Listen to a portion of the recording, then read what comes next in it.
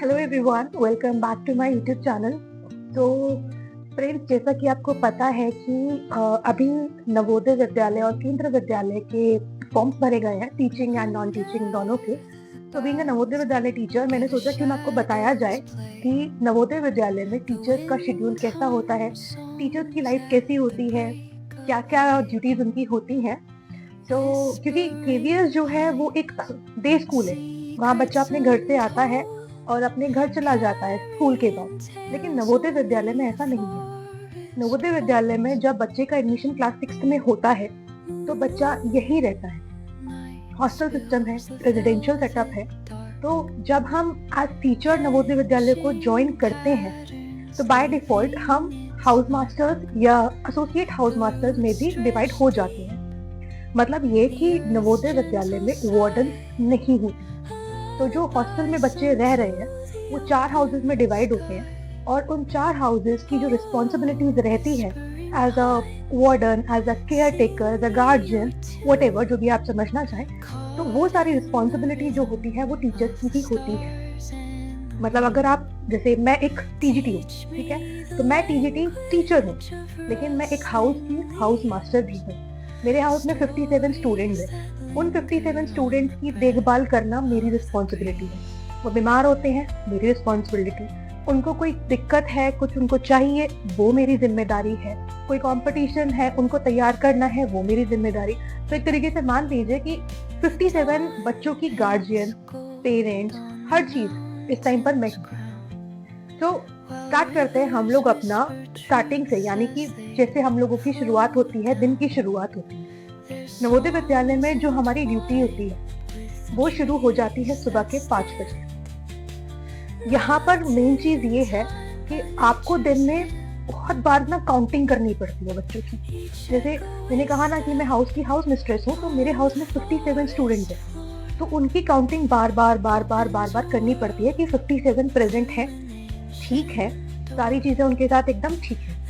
तो सुबह 5 बजे से हम लोग की शुरुआत होती है। 5:30 पे हमारा जो होता है वो मॉर्निंग पीटी होता है। तो मॉर्निंग पीटी में 5:20 पे सारे बच्चे ग्राउंड में आ जाते हैं। तो पीटीज के साथ, दोनों पीटीज के साथ, यहाँ पर मेरे स्कूल में तो हाउस मास्टर या एसोसिएट हाउस मास्टर जैसा भी ड्यूटीज होती हैं उस अकॉर्डिंग ग्राउंड पे आते हैं, बच्चों की काउंटिंग करते हैं, रजिस्टर्स में लिखते हैं, फिर वापस अपने अपने क्वार्टर्स पे आ जाते हैं। उसके बाद फिर टाइम आता है मेस का, ब्रेकफास्ट का।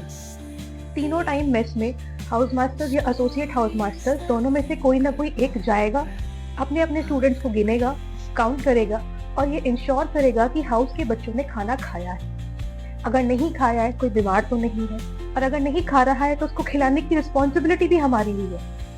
तो 7:15 पे हमारा होता है ब्रेकफास्ट का टाइम। स्टूडेंट्स अपने अपने हॉस्टल से मेस में जाते हैं, हम लोग मेस में जाके काउंटिंग करते हैं, काउंटिंग करके मेस के रजिस्टर पे लिखते हैं, इंश्योर करते हैं कि हमारे बच्चों ने ब्रेकफास्ट किया। फिर 7:45 पे बज जाती है हमारी स्कूल की बेल, हम स्कूल जाते हैं। 8 o'clock से लेकर अपना 1:30 तक हमारा स्कूल चलता है, नॉर्मल स्कूल चलता है। देन अगेन 1:30 पे जब वापस आते हैं तो फिर मेस जाते हैं लंच के लिए। अगेन हाउस मास्टर या एएचएम दोनों जो भी ड्यूटी कर रहा होगा उस टाइम पर वो जाएगा, काउंटिंग करेगा, रजिस्टर में लिखेगा, मेक श्योर करेगा कि बच्चों ने लंच किया। फिर अब यहाँ पर खाते खाते बज जाते हैं 2, कभी कभी बज जाते हैं 2:15। फिर बारी आती है हमारी रेमेडियल क्लासेस की। तो रेमेडियल क्लासेस की जो सायरन है, जो सायरन हमारा बजता है वो बज जाता है 2:45, पौने 3 बजे। 3 बजे से हमारी क्लास चालू होती है, 3 से 4:30 बजे तक क्लासेस होती है। तो ऐसा नहीं है कि भाई रोज ही हमारी रेमेडियल क्लासेस लग रही है, ऐसा नहीं है। एक टाइम टेबल बना होता है। जैसे मेरी 2 रेमेडियल्स हैं और 2 सुपरविजन है, जिसमें वेंसडे और सैटरडे को हमारा रेमेडियल नहीं होता है। वेंसडे को, ऑल्टरनेट वेंसडे को, मतलब एक वेडनेसडे को आपका क्लब एक्टिविटी हो गया, एक वेंसडे को आपका सीसी एक्टिविटी हो गया, लेकिन उसमें जाना सभी टीचर्स के लिए कंपलसरी है। तो इस तरीके से हो गई हमारी 3 रेमेडियल, मेरी 3 रेमेडियल। फिर सैटरडे को हमारा रेमेडियल नहीं होता है, लेकिन सैटरडे वाले दिन हाउस मास्टर्स और एसोसिएट हाउस मास्टर्स दोनों हाउस में जाते हैं, ये देखते हैं कि बच्चे हाउस की साफ सफाई कर रहे हैं, बच्चे अपने कपड़े वॉश कर रहे हैं या नहीं कर रहे हैं। वो सारी जिम्मेदारी भी हमारी है, हम हाउस में जाके वो चीजें चेक करते हैं। तो ये हो गई हमारी 4। तो 2 रेमेडियल तो मेरी हो गई एकेडमिक बिल्डिंग में, एकेडमिक्स को लेकर। तीसरी हो गई हमारी क्लब या सीसी एक्टिविटी की, fourth one is our house में जाके बच्चों को देखने वाली। तो 4 हो गई हमारी रेमेडी। यानी 2:45 पे आप निकलेंगे, 3 से 4:30 तक आपकी रेमेडियल चलेगी। उसमें भी then also we have to make sure कि हमारी जो क्लास है उसमें बच्चे पूरे प्रेजेंट है या नहीं। नवोदय विद्यालय में आप गिनते रह जाएंगे। मैं ये बोलूंगी कि 20 से भी ज्यादा बार आपको गिनतियां करनी है, काउंटिंग करनी है, क्योंकि सेफ्टी एंड सिक्योरिटी यहाँ की फर्स्ट प्रायोरिटी है। अब रेमेडियल खत्म हुआ हमारे 4:30 बजे, हम फिर वापस आते हैं। 5 से 6 बजे बच्चों का गेम्स रहता है, जिसमें कि पीईटी जो होते हैं वो रिस्पॉन्सिबल होते हैं। एंड उसके बाद 6 बजे होती है हमारी इवनिंग असेंबली। अगेन बच्चे एकेडमिक बिल्डिंग में जाते हैं। फिर हाउस मास्टर या एसोसिएट हाउस मास्टर, मतलब हम टीचर्स ही, जिसकी भी ड्यूटी होगी वो जाएगा, अपने अपने पर्टिकुलर बच्चों की काउंटिंग करेगा। असेंबलीज में वहाँ पे खड़े रहते हैं, देन रजिस्टर में नोट डाउन करते हैं, फिर वापस आते हैं। 6:30 से 7:45 यानी 6:30 से 7:45 बजे तक चलता है सुपरविजन में बेसिकली हम लोग को पढ़ाना नहीं होता है, बच्चे सेल्फ स्टडी कर रहे होते हैं। हमें केवल ये ध्यान रखना होता है कि बच्चे अपनी जगह पर हैं, बच्चे पूरे हैं, बच्चे पढ़ाई कर रहे हैं। तो मेरी वीक में 2 सुपरविजन होती है, तो मेरी हो गई 4 रेमेडियल प्लस 2 सुपरविजन। तो देखा जाए तो पूरा का पूरा हफ्ता ही 6 दिन का होता है, संडे रह जाता है। तो हर दिन मैं किसी न किसी एक्टिविटी में इन्वॉल्व हूँ। उसके बाद फिर अगेन 8 बजे जो होता है हम लोगों का डिनर टाइम होता है। फिर house master, associate house master mess में जाएगा, बच्चों की काउंटिंग करेगा, देखेगा कि बच्चे ने खाना खाया, रजिस्टर में नोट डाउन करेगा एंड देन हो जाता है। फिर उसके बाद बच्चे अपने अपने हाउस में वापस जाते हैं। 9 बजे बजता है siren, last night roll call का। उस टाइम पे अगेन हाउस मास्टर या एसोसिएट हाउस मास्टर्स आपस में ये ना एक म्यूचुअल अंडरस्टैंडिंग के साथ होता है कि कौन से टाइम पे कौन जाएगा। वैसे यूजुअली ये रहता है कि फर्स्ट हाफ एएचएम का हो जाएगा, सेकेंड हाफ एचएम का हो जाएगा, लेकिन ऐसा कोई ज़रूरी नहीं है। आपकी अंडरस्टैंडिंग है कि आप कौन सा टाइम लेना चाहते हो, बट ये है कि 3 ड्यूटी एचएम करेगा, 3 ड्यूटीज एएचएम करेगा। फिर 9 बजे हम लोग जाते हैं, काउंटिंग करके आते हैं, बच्चों से बात करते हैं, हैप्पी आवर्स मनाया जाता है, वहाँ पे उनकी प्रॉब्लम सुनी जाती है। तो ऐसा होता है कि 9 बजे जाने के बाद हमें नहीं पता होता है कि हम 9:15 फ्री होंगे, 9:30 फ्री होंगे या 10 बजे फ्री होंगे। देखिए इमेजिन करिए, मेरे हाउस में 57 है, अगर एक एक बच्चे की मैं प्रॉब्लम सुनने लग जाऊँ तो कितना टाइम लग जाएगा। फिर सबकी प्रॉब्लम्स होती हैं, सबको समझाना होता है, उनकी काउंसलिंग करनी होती है। बेसिकली पूरे दिन का जो उनके माइंड में होता है वो चीज़ें करनी होती है। अब ये जो बच्चे होते हैं ना, ये थोड़े ग्रोइंग एज में होते हैं, तो उनकी जो हार्मोन्स है वो अलग ही तरीके का लेवल होता है उनका, उनको समझाना होता है। फिर जाके हम एक जगह पे रजिस्टर्स रखते हैं, एमओडी के फॉर्म में फिलअप करते हैं। उसे करने के बाद फिर हम अपने क्वार्टर्स पे वापस आते हैं। लेकिन दो हम 10 बजे वापस आ गए हैं, गारंटी नहीं है कि हमारी ड्यूटी खत्म हो गई। रात को अगर कोई बच्चा बीमार हो गया या हाउस में कोई प्रॉब्लम आ गई और हमारे पास वो इन्फॉर्मेशन आती है, तो बीइंग एचएम एंड एएचएम हमें हाउस में जाना पड़ता है। हुआ था एक बार ऐसा ही कि मेरे हाउस में कुछ प्रॉब्लम हो गई थी, तो मेट्रन ने मुझे रात को 2 बजे कॉल किया कि हाउस में ये प्रॉब्लम है। मुझे 2 बजे वहाँ हाउस में जाना पड़ा। कभी कभी ऐसा होता है कि पेरेंट्स बिल्कुल नहीं देखते, पेरेंट्स ने अपने बच्चे हमें सौंप दिए, उनको ये रहता है कि हम सब कुछ हो गया। इवन एक बार मेरे पास एक पेरेंट का फोन आता है 4 बजे कि उनके घर में किसी की डेथ हो गई है, तो क्या बच्चे को ले जाऊं मैं। तो ऐसी भी प्रॉब्लम्स आपको फेस करनी पड़ेगी। ठीक, मेरे पास 57 स्टूडेंट्स हैं, 57 के 57 पेरेंट्स, हर 57 पेरेंट्स की अलग अलग मेंटालिटी, अलग अलग पर्सनालिटी, सबको हैंडल करना भी नवोदय में टीचर्स का ही काम है। तो अगर आप ये सोच रहे हो कि नवोदय में आके सिर्फ टीचिंग, तो नहीं, बहुत कुछ है।